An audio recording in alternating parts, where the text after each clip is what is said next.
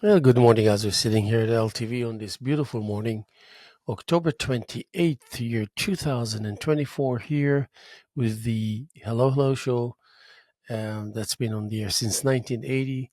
Of course, not to fail to mention the contribution by Fraser Dougherty, Francis Ann, and of course the likes of you out there. Make it your business to enhance and fortify this concept called public access as it expands its meaning, its relevance, its effective demeanor that causes us to have second thoughts whenever we find ourselves kind of in an up to no good scenario. um, how it works in so many ways to grant us with a softer base to carry the weight and the challenges of our spiritual and so much more agenda, as I said, and if you look at it in a very kind of simple, down to earth, deciphering mode, you will realize that pretty much society depends on the fact that it's been allowed to have access to themselves in order for that natural, instinctive, um, um, proper reaction and hopefully artistic reaction is stabilizing even that which is already is stable to kind of give it a little guarantee that uh, when needed, help will be there. When needed, support will be there. When needed, encouragement will be there. When needed, inspiration will be there if needed. And so, anyway, I find myself almost after almost 4 decades um, here at LTV that that's the kind of thing that doesn't fade away. With my endless amount of conversations with Fraser Dougherty, God bless his soul, along the years, I realized that I used to look at him and say, why does he repeat himself so much? I was like, at first, I mean, when I say at first, I'm talking about the first 10 years. I couldn't get myself to understand, and I couldn't get myself to ask him about it even because it was like, what am I going to tell him? That I think he's a weirdo, he's strange, but I thought it was very peculiar to see him repeat the same basic things, especially when it comes to public access and how he as an individual directly and indirectly committed his life to the concept and committed his life to making a point and making sure that this concept will be alive in the shape and form that is known to us now as LTV, and also, of course, to make it better every day. And it goes without saying the kind of benefits that it reflects upon the society, upon the neighborhood, upon the town, upon the individual's hearts. So that I experience on a regular basis, and I know for sure that that's how it works for me. Because, and then when I realized that that's how I indeed realized that it works for me, it should work the same for everyone. There's no, I cannot even think for a second that something negative will come out of interacting and adapting the concept and the meaning of the concept of public access. Nothing but goodness can come to life, and that's what we're doing here across the wonderful, genuine attempt of the producers here at LTV. You get to see the truth of that resides in people's hearts. You learn to discover the magic behind interacting with people, interviewing people, um, getting involved, emotionally, spiritually, and technically speaking. Of course, this is what civility is all about. So that's that particular edge that is always kind of seems to be without any modifications, seems to be ready, seems to be available, seems to be capable. Um, and and that's not about public access and LTV, even though I'm going to end up talking about it for a whole hour. And in one way or another, once I get into my, like my friend, every time he sees me, he says, I don't know how you do it. I don't know how you do it. I can only survive for 5 minutes. I mean, he means sitting in front of the microphone and having the stage available. And then you hear yourself say to yourself, so now what? Now what? Now what? It's not that there wasn't something before that we should find ourselves asking, now what? But it's more like, it's more like the rhythm in which and through which you find yourself moving forward and having that ability to leave behind the cliche aspect of this maybe sluggish movement, um, maybe stiff and challenging movement. When you know that out there's a world of freedoms, there's a world of agility, there's a world of tolerance, there's a world of compassion, there's there's a, there's a world of selflessness, there's a world of giving, And and yes, it is all the things that usually people think it's okay. Okay, speaking of good, okay, like you're talking about goodness. What makes you think that we don't know anything about goodness? We know everything there's to know about goodness, and I'm always happy to hear that. And I always know, I always realize that I know that. I, I never do what I do out of the need to challenge someone for the sake of challenging or because I don't have anything better else to do. It's more like the curiosity. It's more like maybe an indirect reminder to the people out there that there are people here that are making it their business to volunteer their opinion or volunteer the way they feel about themselves and about the world without any, not even a bit of suggestion that you should or shouldn't do anything, hoping that indeed it will hit the right chord and it will cause you to think about things that will eventually cause you to be a little more active than you already are, and have that desire to contribute to society, and for that sake to you, that, that which is considered the immediate vicinity, your own literally neighborhood, that you will prove with action that your journey is all about selflessness, your journey is all about sharing. But then again, a lot of people would agree with you when you talk to them about all this wonderful goodness available, but they would like to know also, how do they turn all this acknowledgement, realizations into a tool uh, that will help you with the most crucial thing that you're missing, that I don't even know what it is, that so you can really finally and properly and wholly express yourself, that you will most likely not find yourself after your attempt failing to such an extent that you say, oh my god, I missed so much of what I was. How come when I needed it, it was there for me? And then you realize that you were too busy searching for it and you couldn't be there for yourself, and slowly but surely you realize that actually you're your only best remedy for the sake of for the sake of your health, for the sake of your mental stability.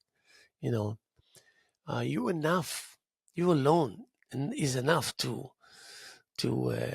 secure the understanding that you have with yourself, and you don't even have to hear yourself anymore saying, "I got it, I got it. Don't worry about it. I got it." Informing the world that you have the time and the willingness to implement this time into saying, you know what, I got this one. You go ahead, do something from the many things that you have in mind. I'm sure something good will come out of it. Glad to help. I'll take care of it. I'll take care of it. I'll take it from here. I love it how when I hear it being said, I'll take it from here. I love that. I'll take it from here. And I always hope that people will one day come to me and say, "Oh, I'll take it from here. It's okay. You can leave that. Um, you'll get the credit and everything, but I'm gonna complete it for you. Go and challenge the rest of the endeavors that are present on your path constantly." So in I think I got some allergies. I don't know. Is it the season for allergies? I guess. I guess it's just everywhere all the time. And but anyway,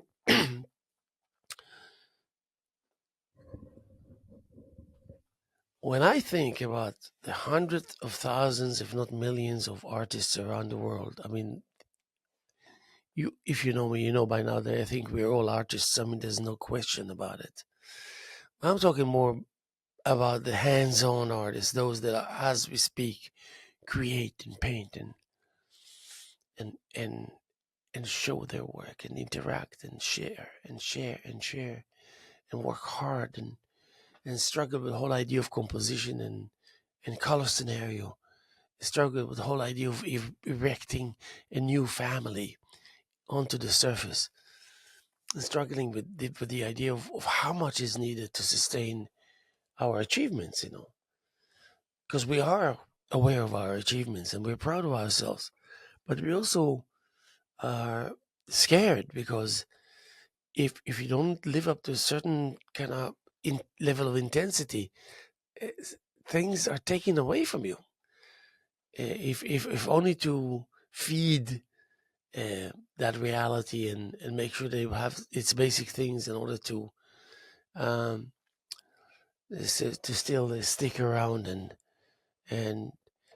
because incredible amount of quality uh, uh, factors are there in waiting, and they will come in very handy when the time comes, and it's just around the corner. So you gotta kind of go out of pocket in order to sustain the level of camaraderie and um, and willingness to stay around, to stick around. And when time comes, the big project is opening up, and guess what? You find yourself in a good place, in a good position.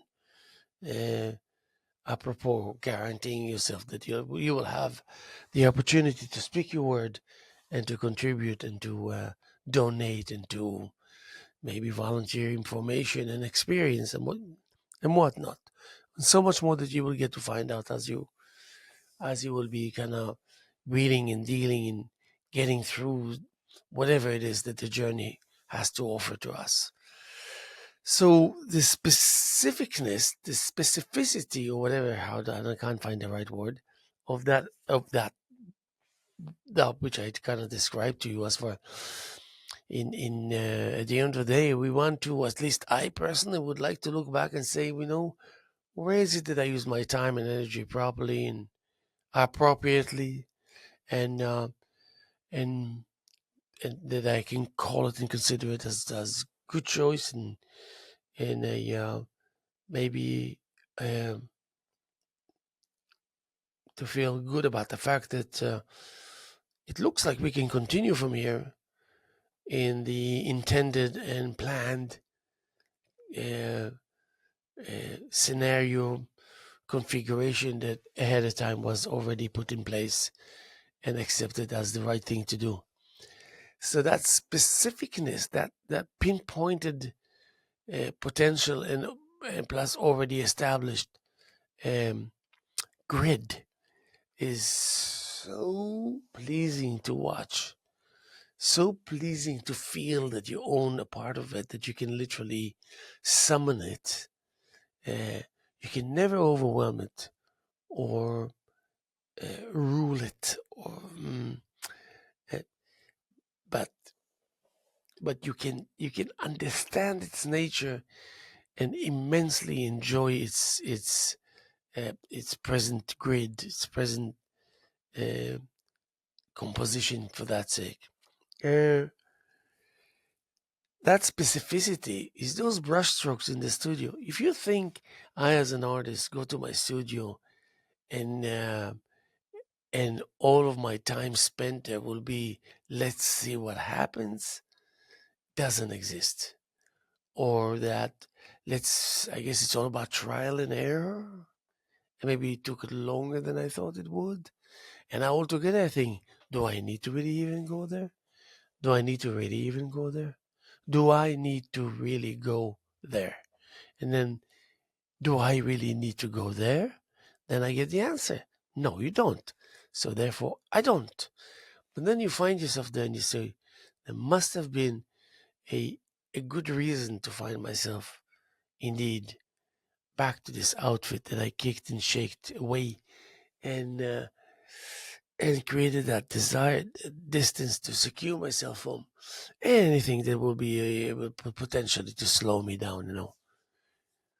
When you become an artist, you realize about that significant breakthrough is that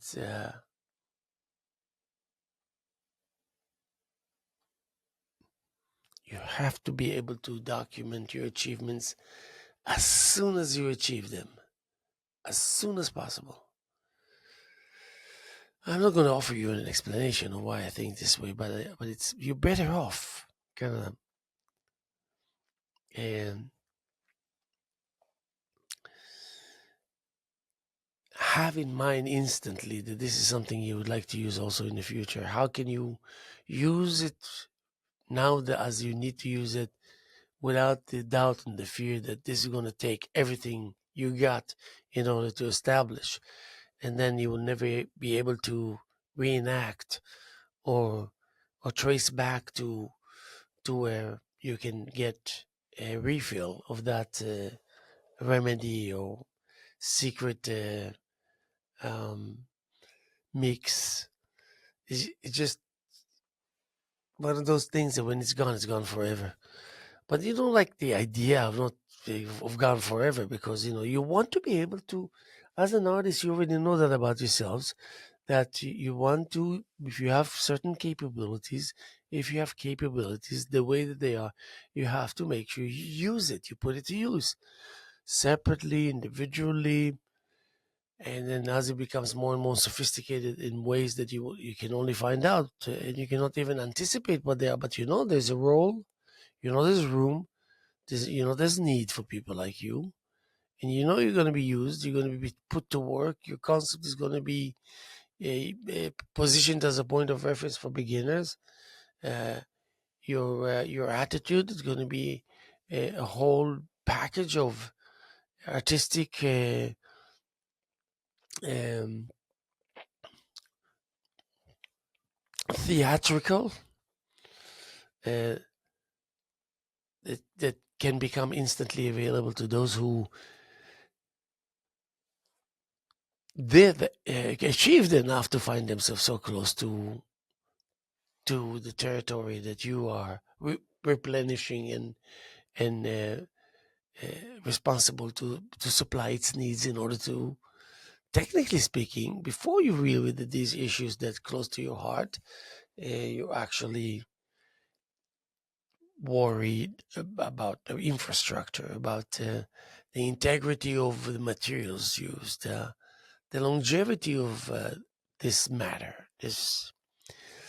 And sure enough, you created your own routine where these things are passing and coming and going smoothly. And the more you observe it, the more I mean, we always observe it. We always hands on. We're always willing. It's just that there are pretty severe ups and downs. Uh, it's good both ways. When you go down, you got all these challenges, all these quick thinking, and all this, like, let's see if I can really put my finger on it and all this. And then there's also the deep thought that laying the possibilities for the for the next compositions to make make themselves available, makes themselves available. When I say makes themselves is available, that means sparing us from pursuing it and making our intentions known, and so much more. Is it that you're just there because someone took the time to realize that it's important to document your steps, your motion, your rhythm, because it is so.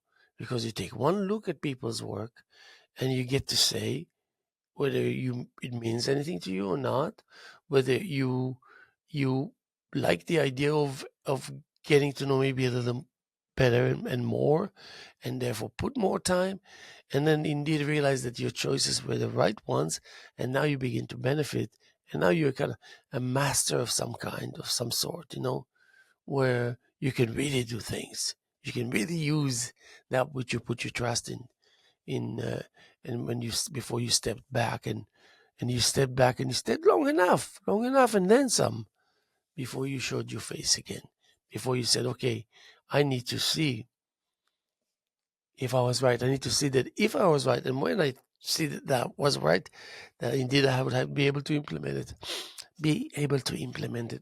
implement it accordingly. You might sit back there and say what the guy says now is like crazy, especially because I don't understand the word he's saying. But rest assured that whatever feelings you have about this monologue of mine, I have the same feelings about it. When Andre Breton in the 30s, it's like 90 years ago, wrote his little book about surrealism. Just think about it. In 1929, he wrote the Manifest of Surrealism. And if you go back to this book, it's an 80-page book or something like that. You start reading it, it makes you feel like a 30, 40-year-old baby wrote the book. It couldn't have been otherwise. It was just too ahead of its time, ahead of itself, apropos being that it was 1929. I mean, in 1929, people didn't think about abstract expressionism as a way of life. They didn't think about abstract expressionism at all to begin with, because it didn't exist, at least not in the shape or way it exists today. Not that I said that it's different. Since the late 30s and early 40s, when it not only came to life by way of definition, but by way of great artists making it their business to utilize and adapt this concept slash attitude to actually really, really create. Jackson Pollock will tell you all about it. De Kooning will tell you all about it. Picasso will tell you all about it, and so much more in the foundation of all the classics that planted the seed, and then you see the results of it today. I think about Andre Breton, a philosopher, an artist, a an angel, like an angel of goodness, an angel of playfulness. So he comes to think about it in 1929, when the world is not long after the First World War, where in the most ridiculous fashion, tens of millions of people got killed, and just about to enter the zone and the realm of the Second World War, where 200 million people will get killed, something like that. No one then, no one then would ever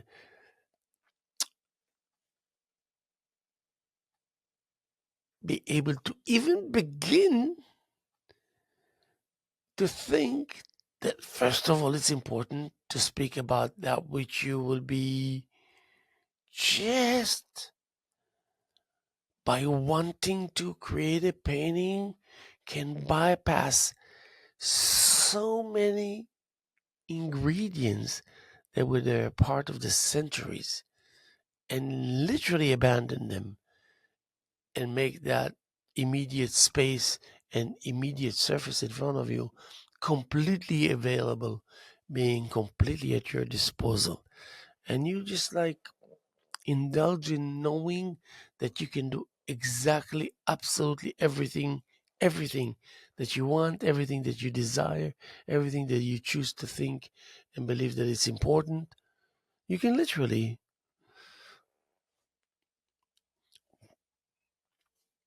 make that possible in seconds. And then if you really pretend like it's really serious, even if you know nothing about it, this is what surrealism is all about. Even if you know absolutely, absolutely nothing about it, but you know just a little bit about what the concept of surrealism stands for, then you can start experimenting with it hysterically, obsessively.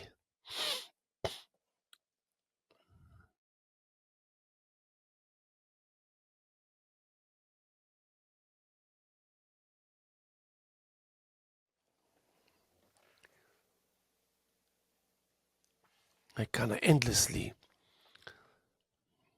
purposefully.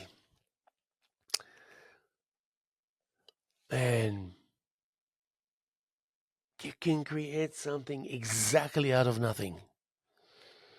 No plan, no direction, no inspiration other than the inspiration to be completely neutral, which means the inspiration to fight inspiration, to help eliminate inspiration, because you don't want to be, well, yeah, listen, who doesn't want to smoke a cigarette? For example, I would love to have a cigarette now.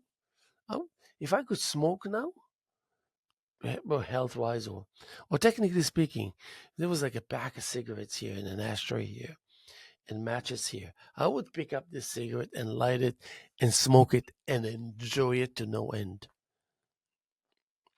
But am I going to do it? I don't think so. Yeah. Am I going to believe suddenly or think that it's not a pleasure, not something that I would like to do? No. Uh, so, what is it about the painting that comes out of nothingness and quickly enough showing to us that we better prepare ourselves because a lot of whatever it is you want to call coming your way, and this a lot of is like deposits of information and whatnot and things that you're about to discover. And then if you were to be ready, then indeed there's a possibility that the returns of your innocent act will yield mountains of results and reactions, and that you will realize that having the tools is not enough, but being ready that indeed that which you anticipate that will happen, and that you're ready to be able to operate the system that doesn't necessarily is always on, because it's not something that happens every day, and maybe once a decade if you're lucky. But in the meantime, it needs maintenance. It needs maintenance. It doesn't just remain there until the next encounter, and then feel blessed and thankful and privileged. Um, exactly out of nothing that meaningful something will come to life. Exactly. There is nothing, no inspiration, no thought, no leader by way or shape of subject matter, nothing, absolutely nothing. Actually, there is something, there's fear.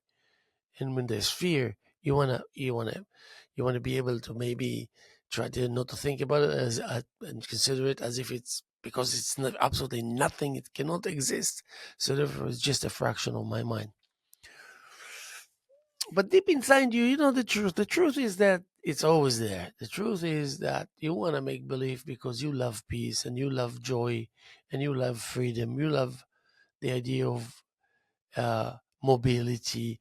You love the probability and an opportunity to travel the world, get to meet people wherever they are, and check their art, check their demeanor, check their state of mind, check their food, check their costumes, check their art, check their hearts. You can do that easy, easy, easy, easy. So here you are, harboring the knowledge that you indeed found out suddenly that you are capable of doing things, and those things that you're capable of doing amount to be just about anything you can imagine. I mean, the other day I went to a gathering in these people, beautiful house with their backyards and whatnot. And I saw these sculptures, all these iron and copper and you name it, whatever it was. First thing that I felt,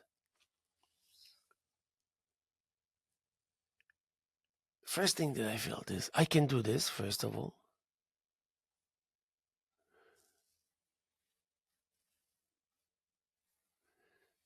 And the second thing that came to my mind is, why don't I do it? And the third thing that came to my mind, I will do it. If only I think that it's a good idea. So now and then I get this encounter with other people's demeanors result, that your demeanor dictates a necessity and need to create a head game. And that head game will be responsible for you actually being able to find yourself capable, able, ready in that crucial engagement. In our case, let's just say the canvas, the brushes, the paint, standing in front of it, it's available, ready to go, primed, conditioned, everything, everything. So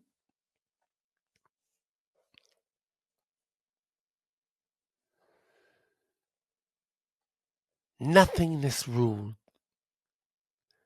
nothingness rule. It rules in such a way that you realize quickly enough that that it's an impossibility to inject any somethingness into it. And it's not a joke what I'm trying to communicate with you. It was like, because I did experience it firsthand. To say that I failed or prevailed is something I don't even bother me, because I already know the answer. If I'm here to talk to you about it, that means I did well. I did good. that means the gods were with me. That means the gods themselves realized that this is the good work. This is the good work in action. In the back of your mind, you know that all these attempts, all these things that I can talk to you about creation and creativity will make you effective and strong, because you will have the deposits available to be shown, to be to be exhibited. You know how much joy it is in the heart of an artist to come to a point where they're ready to expose themselves and to send the art and the results and the wonderful compositions forth to be hung somewhere. It doesn't matter if 1,000 will attend or 100 or 10 people.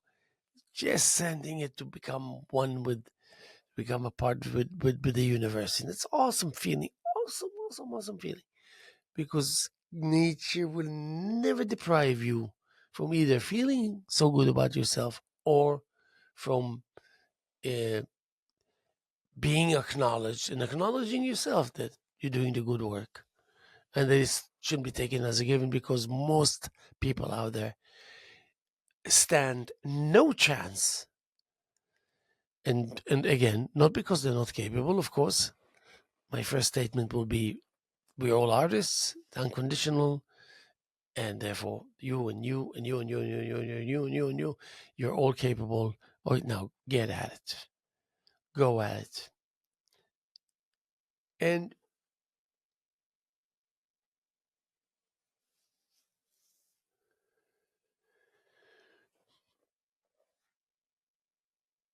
the gentleness and the generosity mixed together. This what finds you more often than not. And then there's a quest, and that quest is not. I mean, it can be passive and otherwise, but it's always growing. It's amazing. It's always growing. It never gives you. It necessarily gives you the indication that it's active, that it's on. It is these things you have to figure out for on your own, and then just add it to the background and add it to where you know that this is a part of other things that are accomplished by way of you experiencing it, adjusting to it, understanding it, and getting to know its nature more and more every day. Every day that goes by, there are some people out there that know a lot about a lot, and they know even more than a lot about a lot, and it's constant and it's every day. To take surrealism and to allow it to filter through you, and if you happen to be an hands-on active artist, what an unfolding reality of of availability, of a guarantee of excitement and exuberance. Like, I'm going to stretch now and I'm going to yawn and I'm going to tell you that I own the world. The world is all mine. And then I'm going to prove it later. Well, actually, maybe I'm proving it now as we speak, but I'm going to prove it later to myself as I'm going to arrive to my studio and as I'm going to pick up the material and the tools and all that and look and really everything spells nothing about nothingness, nothingness about nothing, really empty, really non-compromise, really the requirements are the requirement and they're one and the same, and they will always be that one and the same. You don't change things that are just absolutely genius and solid and perfect fit and match. Perfect. So you would go there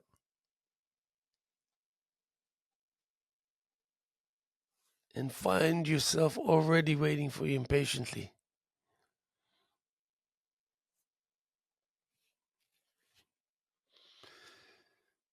It's just like the dialogue I had the other day with my black, one of my favorite blacks, this wonderful color.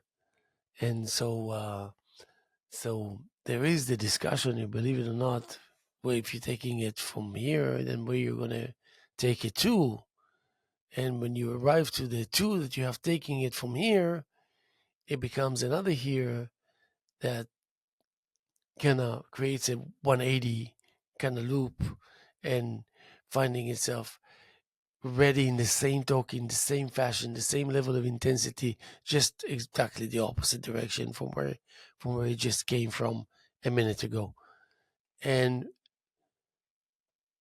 the playfulness that is taking place due and on the account of um, let's just say a bit of knowledge won't hurt. Uh,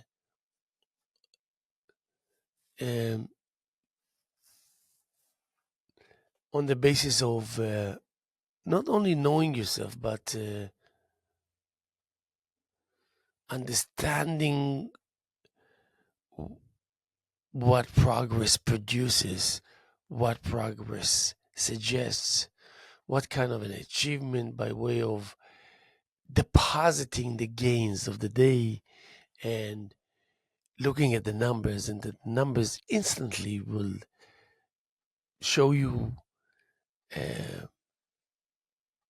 in a very coherent fashion the significance of those achievements and how that no matter how deep and how far and how wide they enter this zone of trying to configure things that happen now that weren't there 10 minutes ago, and how we understand if we don't attend to every bit of it, it will do go away. And when we say go away, that means you're going to be robbed of your investment. All the time and the hassle and the goodwill and the trying hard that you put into it, gone forever. And not a good feeling. I don't think it's a good feeling. then quickly enough, when you make the decisions not to change, but to make sure that you don't have to change really about many things because you're not in a habit of making mistakes, that's a good place to be, don't you think? So, so the world will be also like you would ask yourself, why, what kind of a person will, I don't know, I don't care what position you are in the world, what kind of a person will agree that a nuclear war, let's say, is a good thing or is imminent and no big deal. What is it that where are we going to, what are we going to achieve and where are we going to arrive by asking and wondering about the possibility, not only the possibility, but the willingness on behalf of people with power to say, screw it, I don't care, I'm going to do it. And and and we witnessed many times in our lives people stubborn, especially with kids. Go check out a kid, a 5-year-old kid. Let's see if you can win. If the kid says, you know what, no, I want to do this before I do this. No, no, you don't get it. The 5-year-old will tell you, no, no, I want to do this, but I must do this before I do this. You cannot tell the 5-year-old. You can, unless you want, if you want to get yourself in trouble and in a complex reality situation that you won't be able to get yourself out of, then you start questioning. Is a why. Now suddenly you the adult and you asking why as if you're the 5-year-old. And and the 5-year-old will say, because I want to start with this first. And I have no problems to continue with this.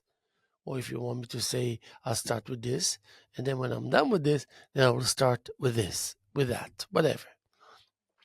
Um, you cannot win. I don't, and that's a great example.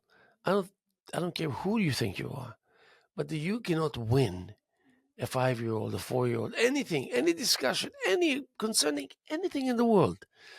You stand zero chances to prevail in that kind of well, they want what they want when they want, as much as they want, and until they get it, it's your misery. It will become your misery because they're powerful. Now, there's some leaders around the world you would think that are leaders of countries that have nuclear weapons, and then you say, well, they're just people like us, and also in addition to that, they're leaders of countries that are kind of wishy-washy with the way they treat their their you know people, uh, and they give us indications sometimes that they can find themselves one morning deciding to use nuclear weapon, and that would be pretty much not good, to say that it's not good, and irreversible, and all that. And what can lead to that? You wanna, and then the thing is that quickly enough, I mean, usually when you ask questions, existential questions, you have answers. They might be simplistic, or they might be sophisticated and profound. Um, but it it's definitely uh, it's getting you nowhere. Because if you ask why, you're absolutely doomed because there's no other than just saying the obvious thing. Because you can say it's about, well, because they're crazy, because he's crazy, and then we already understand what crazy is. But for the most part, we also understand that when people say crazy, they mean crazy about so many things in so many ways, just as a form of speech. So now they have to decipher it and say, well, wait a second. Now they said, and now we understand it as sheer madness, has no reason, not before, not during, not after, not within, not without, nothing. You have to run for your life. And you have to run in a scenario that running will not save you from that outcome, which means, ooh, if you can imagine what burning in hell will be like, that's pretty much will be close to it. But then what? So even the burning, even the torture, even the horrificness of it is temporary, short lived. So you're going through, let's just say you decided to give up and you want to go through the entire thing. You want to be grounded and grinded and cooked and steamed and baked and barbecued and sliced and consumed and whatnot. And then you wake up like as if you were to wake up from a surgery that was just 1 hour because they wanted to fix something, like a hernia, and you're back, and it was it's still somewhat scary and crazy, and then you remember that you didn't remember how you fell asleep, who was there, and you look at yourself. So what did they do to me? What did It doesn't have to be an open heart surgery for you to wonder. They wonder the same with a little hernia surgery. You come, and then you come, and then you realize, oh my God, I remember everything. I'm back to normal. But no, you want to re-educate yourself by deciding that you need to reintroduce yourself to all the things, whether you know or not, whether you're convinced or not, whether you think or not, that you need to get like a reviving crash courses, considering everything. Which quickly enough you realize that actually is very pleasurable, uh, and you must you're gonna have to be very privileged in order to find yourself actually being a part of that scenario. Connecting with that which is mysterious, and then accepting rigid facts in the same token, and having your tight grip on something very slimy and soft. But there's an end to that softness because your fist can only go that tight, that much condensedly inward. Um, but you feel safe because you already laid the foundation to that surrealistic, potentially explosive, yielding, promising composition. Apropos proximity of colors and proximity of time and space, and uh, the sense of urgency, which is if you can have that always within you, that's always a good idea. And so, what is it that we should anticipate that will be serving as a um,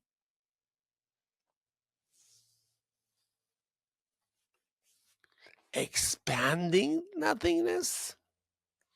Have you ever thought how expanding nothingness would look like? What image you can copy and paste when it comes to understanding that? What is it that we will be able to say? Yeah, well, we know what it is just by looking at it, and then you can, find yourself giving a half-hour answer, and then next time around, people will say, "Don't bother to explain too much. We know we trust you. We don't want to go through another half hour of nothingness, about nothingness, from nothingness, for nothingness, due to nothingness." They don't want to go through that. You know, they feel empty enough in their lives, not because I call a certain group empty, it's because we all are. And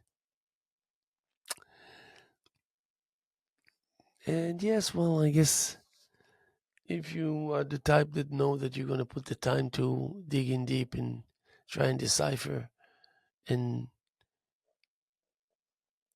and challenge all the involved ingredients, and maybe remind them that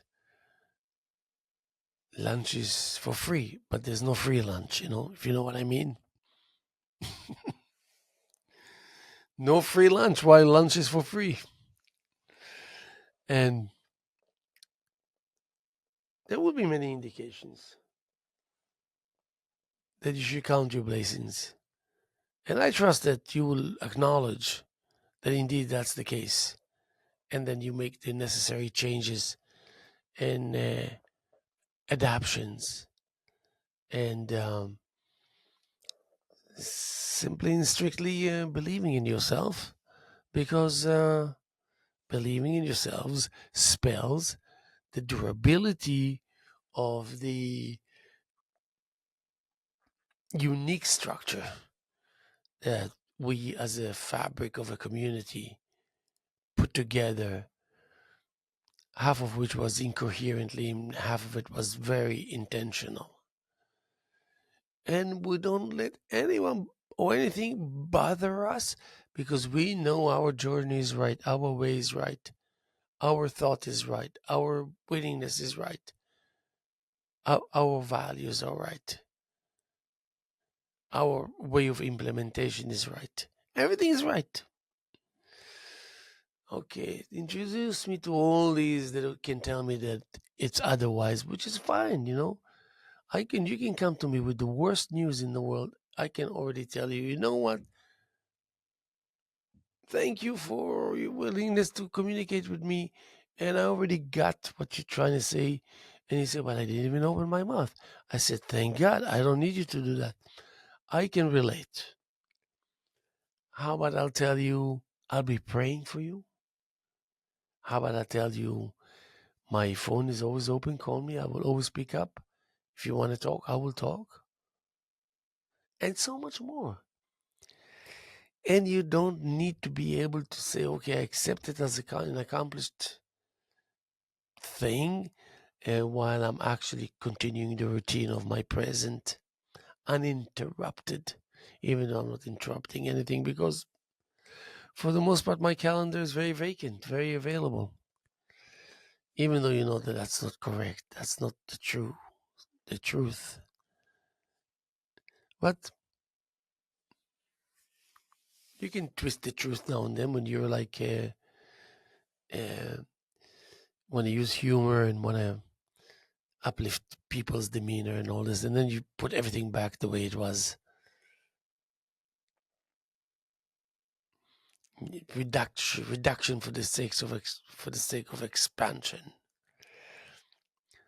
Kind of, it makes sense at the early stages of that kind of configuration, but then quickly enough it tells you we want to have nothing to do with it.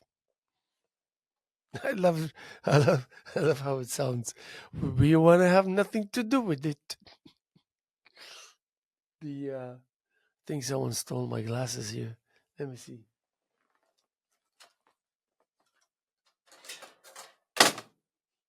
My broken glasses. My poor broken glasses. Let's see.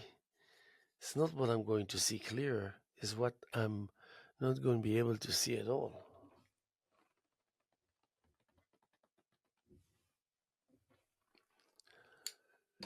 So the good news is, well, first of all, let me say again, Monday morning, or October 28th, year 2024, on a Monday morning, here with the Hello Hello Show.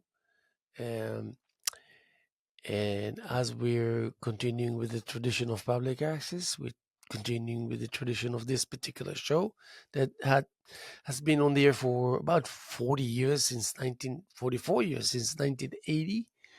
And then, of course, not to fail to mention the contribution by First Dr. Dean Francis Ann and a huge group of followers and doers and partners that made it their business to enhance and fortify this concept called public access.